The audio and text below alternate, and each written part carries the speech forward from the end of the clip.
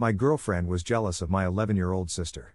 I didn't notice until we all started living together. I never thought I'd be in this situation at 23, living with both my girlfriend and my little sister, but life has a way of throwing unexpected challenges at you. Megan and I had been dating for 2 years when she moved in with me. It wasn't exactly planned, more of a rushed decision after a particularly nasty argument with her parents about her career choices. They wanted her to pursue law school, following in her father's footsteps, but Megan was determined to make it as a graphic designer. The tension had been building for months before it finally exploded one evening. I remember the night clearly. She showed up at my apartment around 11 p.m., mascara streaking down her face, clutching a hastily packed overnight bag. They said if I'm not going to law school, I can't live under their roof anymore, she had sobbed into my shoulder. Without hesitation, I told her she could stay with me. My one-bedroom apartment wasn't huge, but it was cozy, and I made enough money as an IT specialist to cover the rent comfortably. The first few weeks were like a honeymoon phase. Megan and I fell into an easy routine. She'd work on her freelance design projects while I was at the office, and in the evenings, we'd cook dinner together and binge-watch Netflix shows. She even started decorating the place, adding her personal touch with artwork and plants. It felt right, like we were building our future together. Then came the call about Sarah, my 11-year-old sister. I can't go into the details of why Sarah needed to live with me, some family situations are better left private, but I knew immediately that I had to step up. Our parents weren't in the picture anymore, and our older brother James lived overseas. I was literally her only option. When I first brought it up with Megan, we were having dinner at our favorite Italian restaurant. I thought a public setting might help keep the conversation civil. I should have known better. "You want to do what?" Megan had asked, her fork frozen halfway to her mouth. "Take in your sister? To live with us? Like, permanently?" I explained the situation as best I could without violating Sarah's privacy. "She needs me, Meg. There's no one else." That's when the objections started pouring out. "But you're only 23. How are you supposed to raise a kid? What about our plans? What about when we want to start our own family? The apartment's barely big enough for us." I understood her concerns, they were valid points. But I couldn't shake the feeling that there was something else beneath her objections, something she wasn't saying outright. Still, I had to do what was right for Sarah. "I'm not asking for your permission," I said finally. "I'm telling you what's going to happen. I hope you can support this decision." The week before Sarah moved in, Megan and I transformed our home office into a bedroom for her. Megan helped with the decorating, but her heart wasn't in it. I could tell by the way she'd sigh whenever we had to move her design supplies to make room for Sarah's things, or how she'd make passive-aggressive comments about having to give up her workspace. Sarah arrived on a Sunday afternoon, carrying 2 suitcases and her backpack. She looked smaller than I remembered, more vulnerable. But she put on a brave face, especially when she met Megan. "Your artwork is so pretty," Sarah had exclaimed, pointing to one of Megan's pieces hanging in the living room. "Could you teach me how to draw like that sometime?" Megan had just smiled tightly and said, "Maybe," before disappearing into our bedroom. The first few months were challenging. Our morning routine became a carefully choreographed dance around the single bathroom. Sarah needed to be ready for school by 7:30 a.m., which meant she had first dibs on the bathroom. This drove Megan crazy, especially when Sarah took too long doing her hair. "She's 11, I reminded Megan one morning after she complained for the 3rd time. "Of course she's going to take forever in the bathroom. Don't you remember being that age?" "I remember not having to share my space with a kid," she'd muttered under her breath. Despite Megan's attitude, Sarah tried her best to fit in. She kept her room tidy, did her homework without being asked, and even offered to help with dinner sometimes. She was particularly careful about staying quiet when Megan was working on her design projects, tiptoeing around the apartment like a mouse. I started noticing other things too. How Megan would accidentally close the door in Sarah's face when my sister tried to join us watching TV. How she'd suddenly become too busy to eat dinner with us when Sarah wanted to share stories about her day at school. Small things, but they added up. Then came the incident with the leftovers. Sarah had been particularly proud of the lunch she'd packed for school, leftover lasagna from the night before. She'd even labeled the container with her name. But when she opened her lunch bag at school, she found it empty. Later that evening, we discovered the container in the dishwasher, and Megan casually mentioned she'd eaten it for lunch because she didn't realize it was Sarah's. I tried to talk to Megan about it privately. "I know this adjustment is hard for you," I said, "but Sarah's trying her best. Could you maybe meet her halfway?" "I didn't sign up for this," she responded. "When we moved in together, it was supposed to be just us."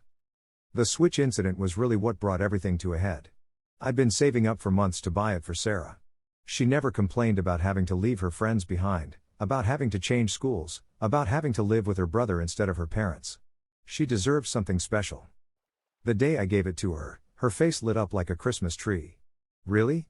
For me? She'd squealed, hugging the box to her chest.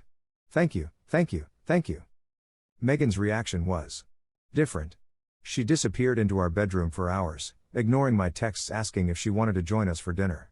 When she finally emerged, she acted like nothing was wrong, but there was an edge to her voice when she asked Sarah if she could try out the new console. That's when the pattern started. Megan would wake up early to play before work. She'd rush home during her lunch break to get in a few games. She'd stay up late, the blue light from the screen illuminating our bedroom well past midnight.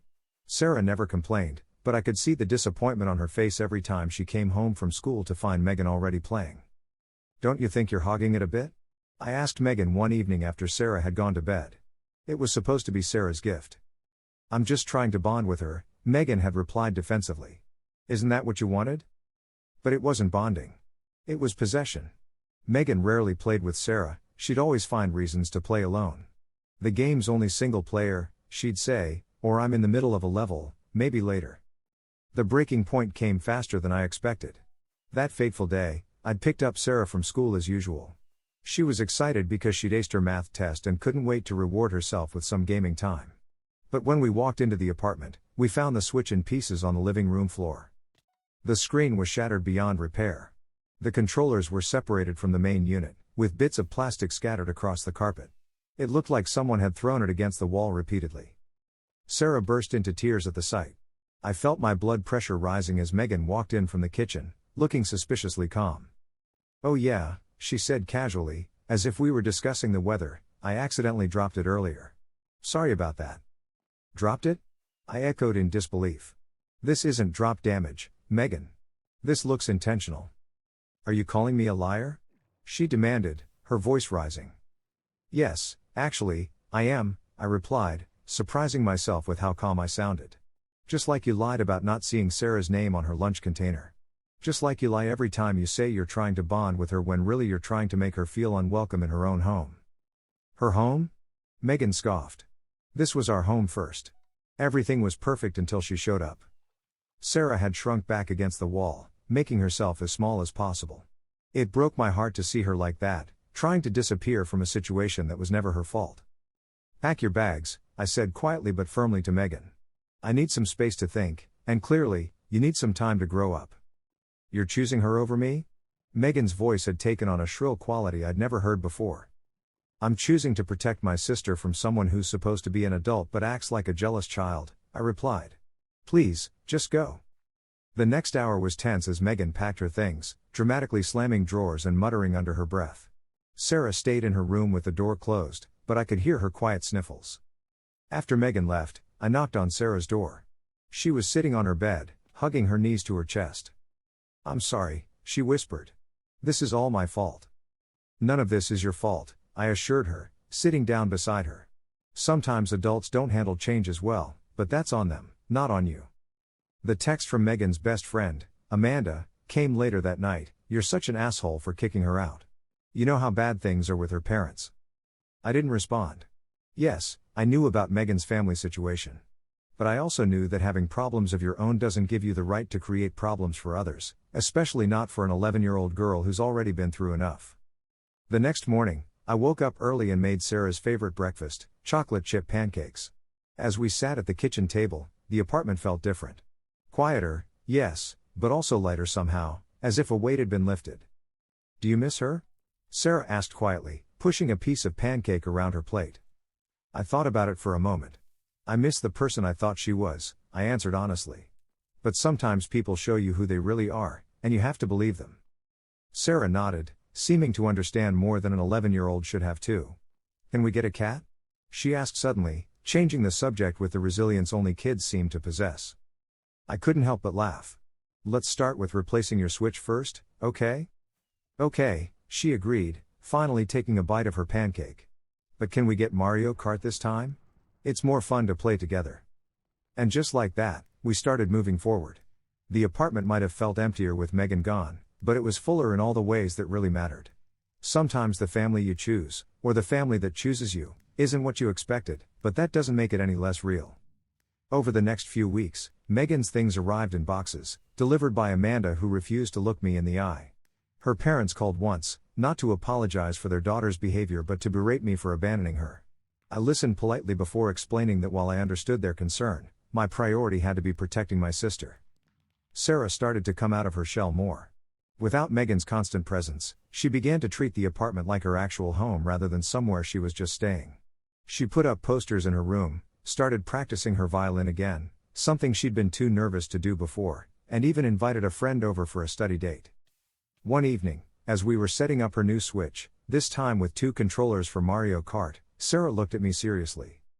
"You know," she said, concentrating on connecting the controllers, "I used to think Megan didn't like me because I wasn't cool enough. But now I think maybe she just wasn't cool enough for us." I smiled, ruffling her hair. "When did you get so wise?"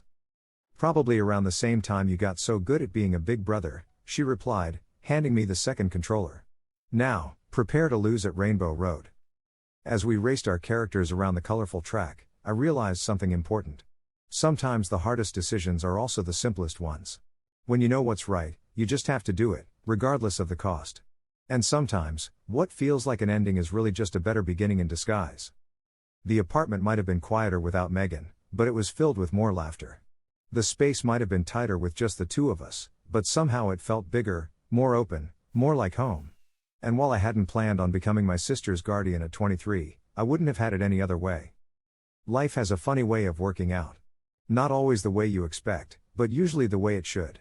And as I watched Sarah celebrate her victory on Rainbow Road with an elaborate victory dance, I knew that sometimes the best families are the ones we build ourselves, one piece at a time, even if some pieces don't quite fit and need to be left behind.